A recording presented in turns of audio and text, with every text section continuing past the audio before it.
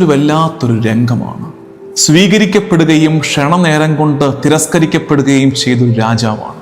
ഇത്രയും ആരവങ്ങളോടെ സ്വീകരിക്കപ്പെട്ടിട്ട് വരുന്ന ദിവസങ്ങളിൽ ആക്രോശങ്ങളാൽ തിരസ്കരിക്കപ്പെട്ടു പോയ ഒരു രാജാവ്.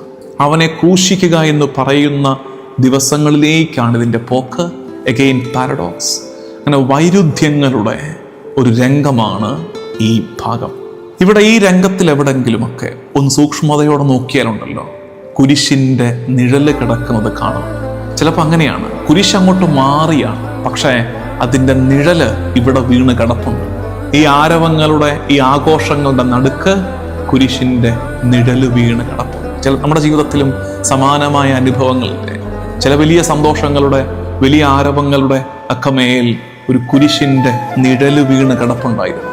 ഇവിടെ അത്തരമൊരു നിഴലുണ്ട്. അവൻ രാജ്യത്തെ പുനഃസ്ഥാപിക്കുന്നു. അവൻ്റെ സിംഹാസനമാകട്ടെ കുരിശും.